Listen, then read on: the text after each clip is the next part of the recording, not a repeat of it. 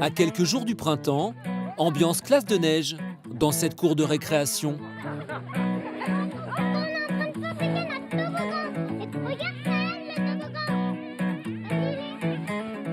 Nous sommes à l'école du Colibri, dans la Drôme, un établissement qui accueille 38 élèves du CP au CM2 au sein d'une classe unique. Comme tous les matins, les cours commencent par une activité étonnante.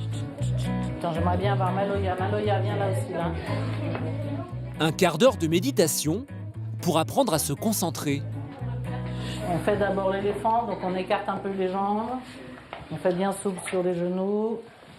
On tend son bras. On le colle à l'oreille. Et on va dessiner le 8 couché. Celle qui joue les maîtresses de cérémonie, c'est Isabelle Peloux. Lassée par un enseignement trop classique, cette enseignante a fondé cette école alternative en 2007. Son but, éduquer par la coopération entre les enfants, par l'apprentissage du vivre ensemble. Le fait de coopérer, nous, c'est vraiment en lien avec la société de demain, où comme on est sur une planète finie avec de plus en plus d'enfants et de plus en plus de monde, il va falloir apprendre à faire avec les autres. Donc on a mis en place tout un tas d'outils dans la semaine, des temps dans lesquels on parle de la relation. Et du coup, ils vont pouvoir coopérer en dépassant ces obstacles-là. Car l'école est en train de vivre une révolution. Depuis quelques années, les ouvertures d'établissements alternatifs se multiplient. L'année dernière, pas moins de 67 écoles indépendantes hors contrat ont ouvert leurs portes. Pour l'éducation de leurs enfants, les parents sont de plus en plus enclins à trouver des structures alternatives. Un choix parfois coûteux. En moyenne, 5 000 € à l'année. Alors qui sont ces parents qui ont fait le choix d'une éducation différente? Comment fonctionnent ces écoles? Quelles sont les pédagogies utilisées? Immersion dans ces établissements d'un nouveau genre. 10h30, à l'école du Colibri.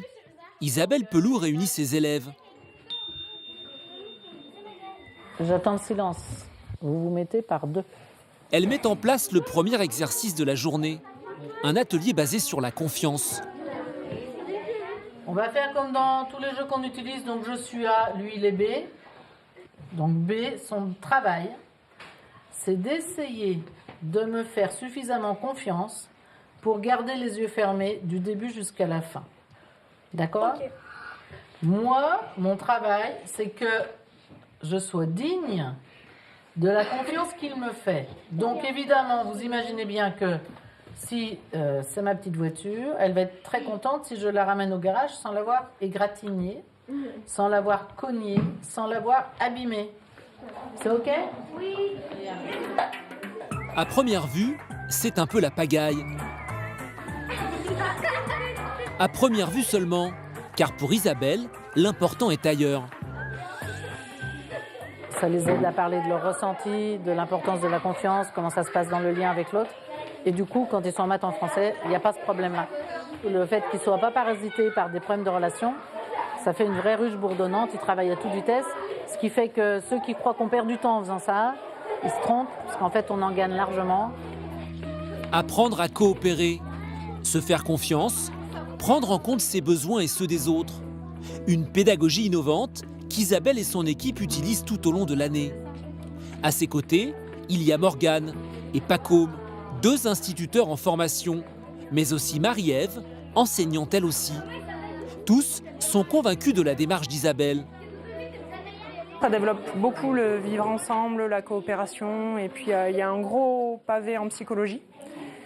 Et là, c'était trop bizarre quand elle parlait, j'avais l'impression qu'elle mettait des mots sur plein de choses qui étaient en moi depuis des années et que je n'arrivais pas à sortir. Et en fait, ça a été une évidence. Moi, j'ai dit, c'est avec elle que je veux travailler.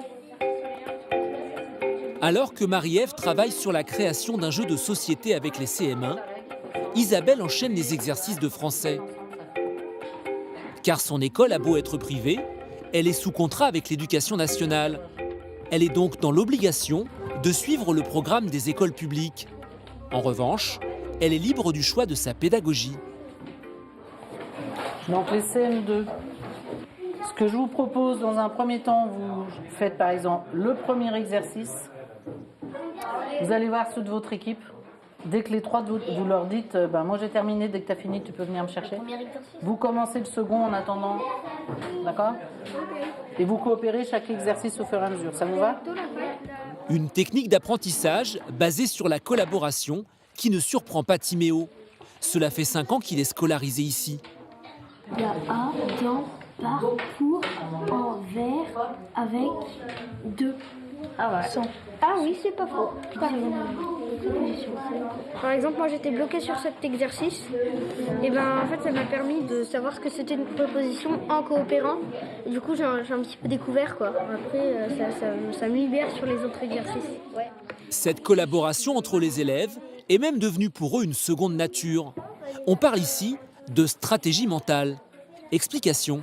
Quand je reformule à quelqu'un ce que j'ai compris, en fait, en l'exprimant à l'oral, je l'intègre. Donc du coup, au lieu que ce soit la maîtresse qui le réexplique, c'est eux qui l'expliquent aux autres. Et en fait, à force de l'expliquer, ils l'intègrent pour eux. Caméra. Alors caméra, moi je ne suis pas d'accord. Mais certaines écoles vont encore plus loin. Car il existe des établissements sans programme où les élèves disposent d'une liberté totale.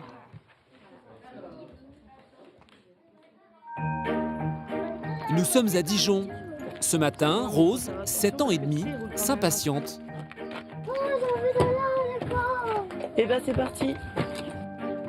Une petite révolution pour Lucie, sa maman. À l'école d'avant, c'était des pleurs, c'était des larmes, c'était une vraie souffrance exprimée. Et là, ben voilà, on tarde un peu à y aller et elle est plutôt à trépigner, à dire bah non, moi je veux y aller.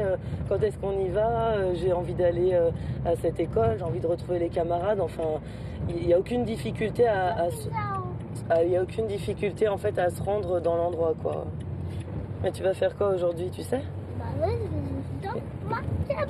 Car cette année, Lucie a décidé de scolariser Rose dans une structure alternative, la Croisée des Chemins.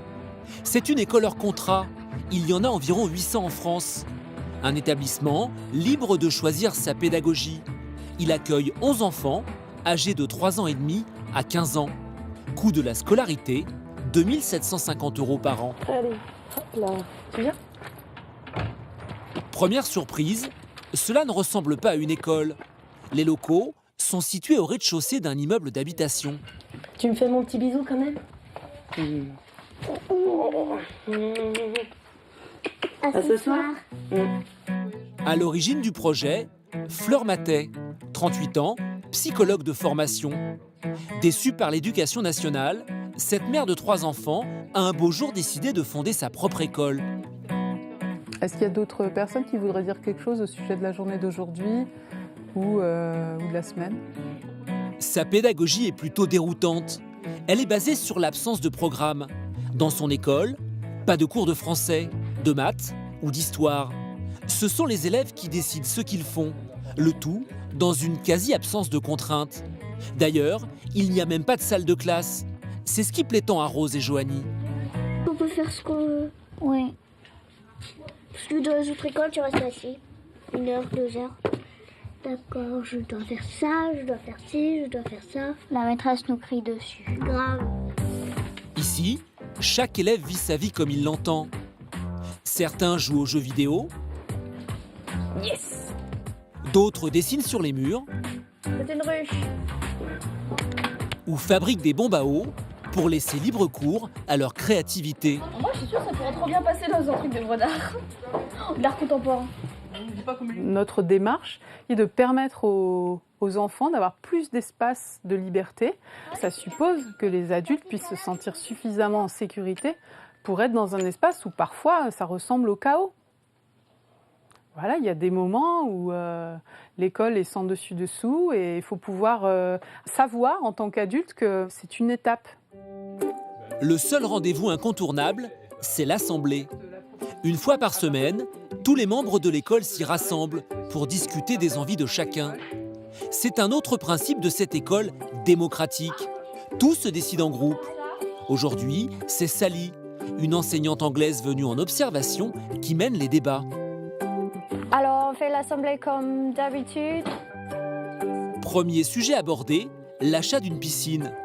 Une idée d'Isao, 6 ans. Il y a la proposition d'Isao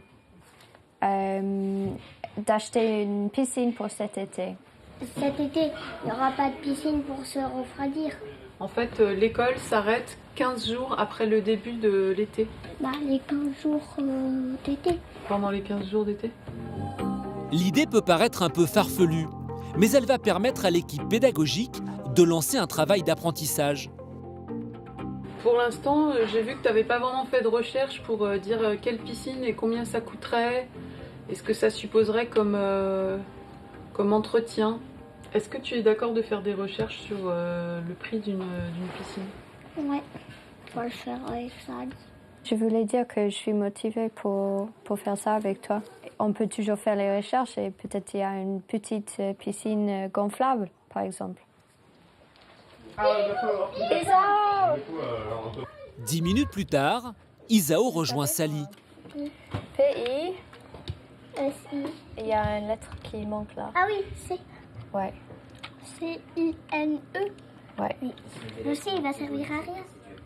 Ça fait piscine. C'est vrai, mais c'est comme ça qu'on écrit piscine. L'achat d'une piscine, un prétexte pour faire un peu d'orthographe, mais aussi des mathématiques. En fait, C'est là. et vous avez, ça coûte Et moi combien? aussi. 2 2499. 499. Est-ce qu'on peut acheter celle-là? Non. Alors, quelle piscine est-ce qu'on peut acheter? Cela et cela. Ouais. Une séquence de scolarité que Sally inscrit sur l'ordinateur de l'école. La preuve formelle que les élèves reçoivent un enseignement. Tu vas rentrer le titre de l'activité, tu vas dans ce cadre ici, Nous avons fait des recherches des recherches pour le prix et voilà, pour voir les prix des piscines. Là, ils ont pu aborder des notions de profondeur, de taille, de mesure, de prix. Voilà, avec un projet concret qui est l'achat d'une piscine, qui se fera ou qui ne se fera pas, mais en tout cas qui aura permis à Isao d'élaborer des stratégies. Retour dans la Drôme, à l'école du Colibri. La classe se poursuit avec une sortie à la ferme des Amanins, située à proximité. J'ai besoin de réentendre les consignes de la ferme. Vas-y, Noé. Chaque semaine, les CP apprennent à s'occuper des animaux.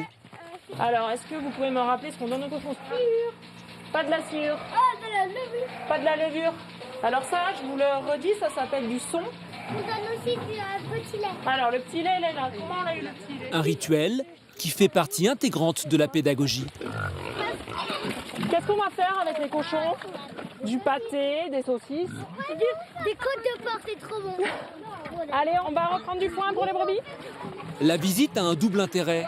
Respecter le programme de l'éducation nationale et acquérir un savoir-faire. Vous allez par la porte, là-bas. Et vous rentrez avec les agneaux, vous leur faites des petits câlins. L'enfant, il ne peut pas tricher avec l'animal.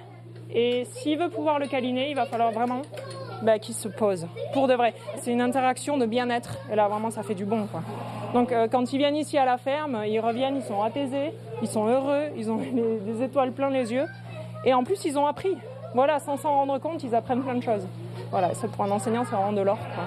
C'est de l'or sur un plateau. Trop mignon.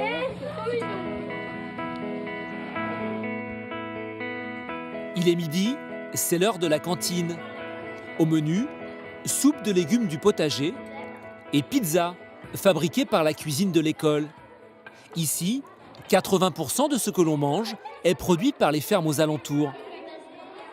Dans cette école, où le vivre ensemble est une règle, les parents ont aussi leur place. Voici Jérôme. Aujourd'hui, c'est lui qui fait le service de table. On s'implique vraiment toute la vie de l'école et c'est une belle expérience. Jérôme passe 3 journées par an au service de l'école. Cela permet aux parents de payer moins cher la scolarité. Seulement 116 € par mois, cantine comprise. Et du coup, le bénéfice secondaire, mais qui n'était pas prévu au départ, qui est vraiment énorme, c'est que ça crée du lien avec les parents de l'école. Les parents de l'école créent du lien avec les salariés de la cuisine. Du coup, nous, on est une école où on n'a pas de problème de cantine, ça c'est énorme. À la croisée des chemins, c'est aussi l'heure du déjeuner. C'est l'heure de manger. Thibaut, l'un des membres de l'équipe, a préparé un couscous. Je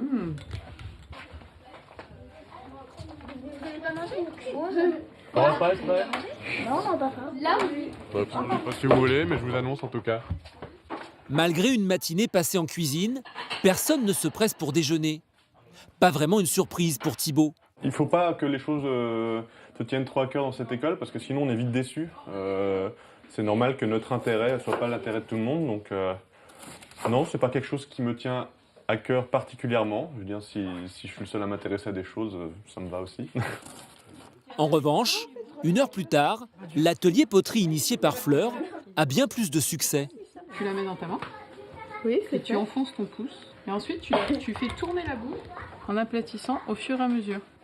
Pour elle, peu importe l'activité, l'important, c'est que les élèves aient envie de la réaliser. C'est pas connaître la différence entre un attribut et un épithète qui fait qu'on devient quelqu'un qui va trouver à vivre une vie riche et sereine, quoi. C'est plutôt le savoir intime que le monde nous appartient, qu'on peut y occuper la place qu'on souhaite et qu'on peut contribuer. Voilà. 2 écoles, 2 approches pédagogiques différentes, mais au final une volonté commune, éduquer autrement pour permettre aux enfants de vivre heureux et de trouver leur place au sein de la société.